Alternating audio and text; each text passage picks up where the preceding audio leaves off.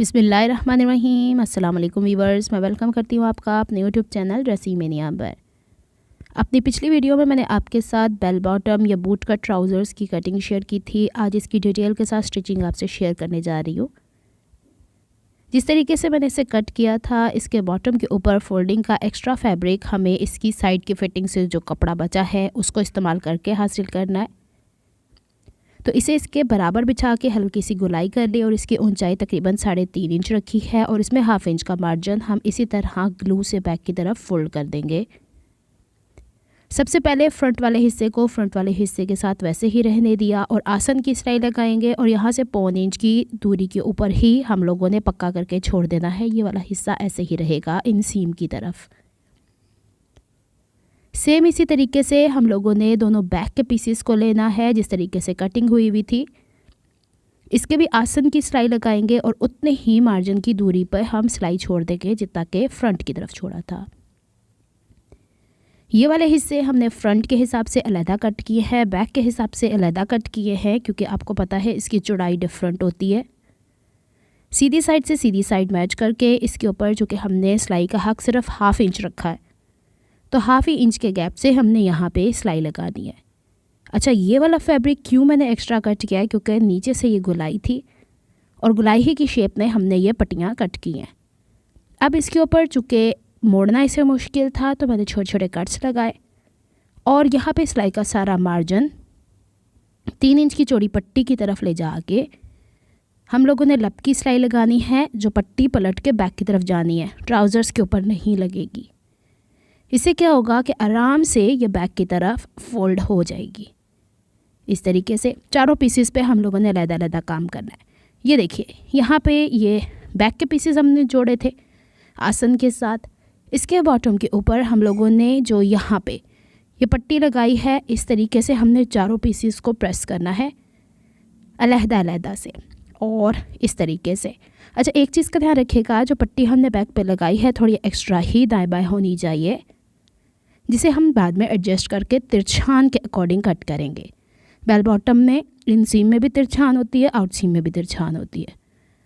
और जो हमारे पास यहाँ पे बैक के पीसेस हैं उसके नीचे मैंने डबल साइडेड फ्यूजिंग टेप लगा दी है।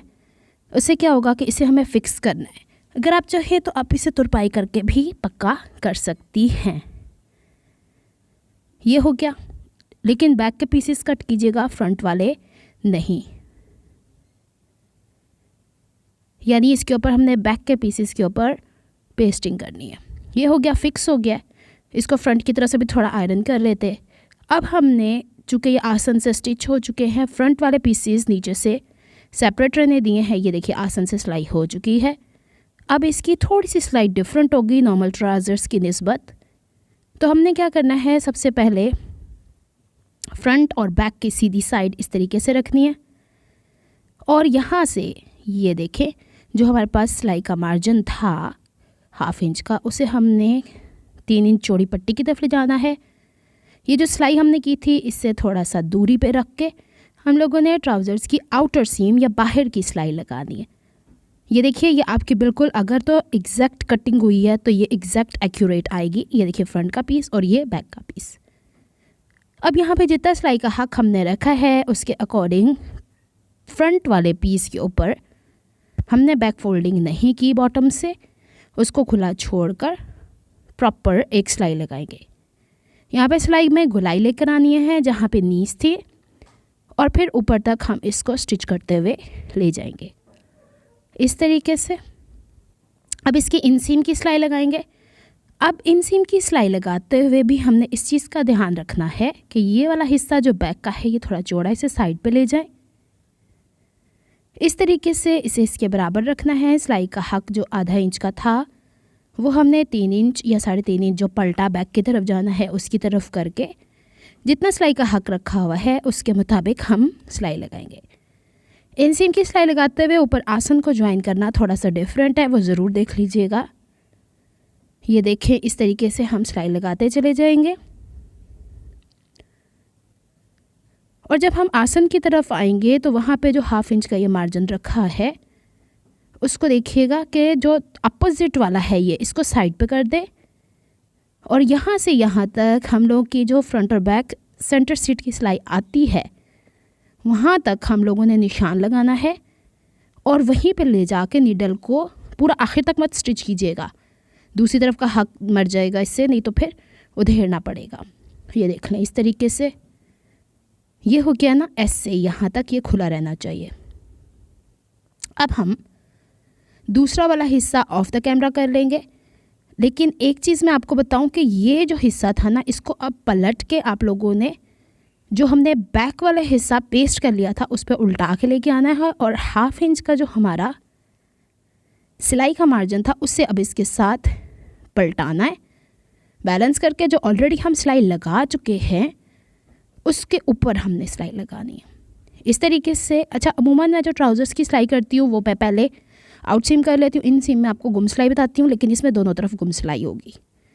और फिर देखिए इसको भी यूँ उल्टाएंगे, 1/2 इंच का मार्जिन भी साथ ही उल्टाएंगे। यहाँ से ये बैलेंस कीजिएगा, नहीं तो एक आध नोक सी निकल आती है जो इंतहाई बदनुमा मालूम होती है। इस तरीके से हम इसको कर लेते हैं प्रॉपर।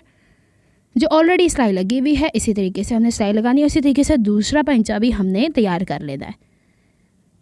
विदिन 5 मिनट्स ये आसानी से सिल के तैयार हो जाता है। अब जब हम इसकी दूसरे पांचे की तैयारी कर चुके थे तो इसकी आसन की सिलाई किस तरीके से लगाएंगे वो बताने के लिए मैंने यहाँ पे थोड़ा सा हिस्सा रिकॉर्ड कर लिया था कि ये देखें, ये वाले हिस्से हम लोग के सिलाई तक, यहाँ तक सिलाई जाके पीछे की तरफ बैक टैक करेंगे, यहीं पे धागा नहीं कट करेंगे, नहीं तो आसन की सिलाई यहाँ से निकलती चली जाएगी। बेहतर ये होगा कि आप ट्राउज़र कट करके ओवरलॉक करवा लें। ये देखें इस तरीके से चारों हिस्से बराबर आते हैं, आसन में कोई खिंचाव नहीं आता।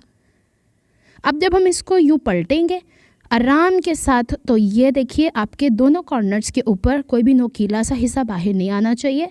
अच्छा, ट्राउज़र्स को मैंने अब ओवरलॉक कर लिया था और अब हम इसको बैलेंस करके देखते हैं कि कहीं ऐसा तो नहीं कि हमारे पास जो नीचे पलट के कपड़ा गया हुआ है वो कम ज़्यादा हो गया। नहीं, बिल्कुल एग्जैक्ट है। इसके अंदर भी डबल साइडेड टेप लगा के और मैंने इसे फ्यूज़ कर लिया है, बाद में इसे मैं तुरपाई कर लूँगी। अब मैंने यहाँ पे इलास्टिक लगानी है, इलास्टिक में 1 इंच चौड़ी लगाती हूँ। इलास्टिक लगाने के लिए मैंने 2.5 इंच का मार्जिन ऊपर रखा था। अक्सर ट्राउज़र्स पे मैं ये ऐड नहीं करती तो बहनें कहती हैं ये भी साथ सिखा दिया करें। फ्रंट वाले पीस के ऊपर ये बिल्कुल स्ट्रेट आया करती है।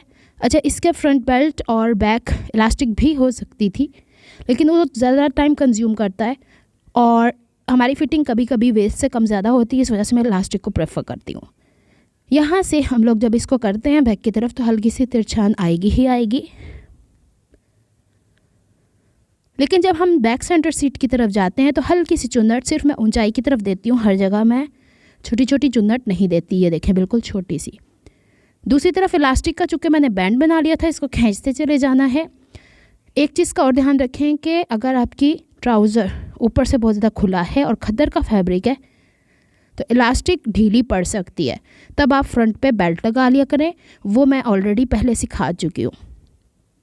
ये लीजिए, बस एक चीज़ का ध्यान रखना है इलास्टिक लगाते हुए कि 4 पीसीस होते हैं तो सिलाई के ऊपर सिलाई आया करे जब ये पलट के जाती है। और यहाँ से थ्रेड कट कर लेंगे और फिर मैं इलास्टिक को अच्छे से बिखेर के इसके ऊपर बड़े टांके का सेंटर में निशान लगा के, और नहीं भी निशान लगाओ तो वैसे ही सिलाई लगा सकते हैं। ये देखिए इसे मैंने इस तरीके से कर लिया है। इसके चारों हिस्से जो इन सीम आउट सीम में पकड़ के इसे थोड़ा सा यूँ जोड़ा जाता है 1-2 दफ़ा, तो ये सीधी हो जाती है। तो आप इसकी क्रीज़ बना सकते हैं, अदरवाइज़ ये यूँ खोलेंगे तो बिल्कुल प्रॉपर बैठेगी। अगर आपको मेरी एफर्ट्स पसंद आती हैं तो please like my video, subscribe to my channel, hit on the notification bell for more updates. इसे प्रॉपर ओपन करके भी दिखा देती हूँ कि सेंटर से ये बिल्कुल बराबर रहेगा, जो बढ़ा हुआ हिस्सा है वो साइड की तरफ जाएगा। उम्मीद करती हूँ डिटेल्स आप लोगों के लिए बेनिफिशियल रही होंगी। बनाइएगा और बताइएगा ज़रूर कि आप लोग का एक्सपीरियंस इसके साथ कैसा रहा। इसकी फ्रंट और बैक आसन भी देख लीजिए, ऊपर इलास्टिक भी देख लीजिए। मिलती हूँ मैं आपसे किसी नेक्स्ट वीडियो में किसी नए प्रोजेक्ट के आइडिया को लेके। तब तक के लिए दुआ में याद रखिएगा, अपना बहुत सारा ख्याल रखिएगा। अल्लाह हाफिज़।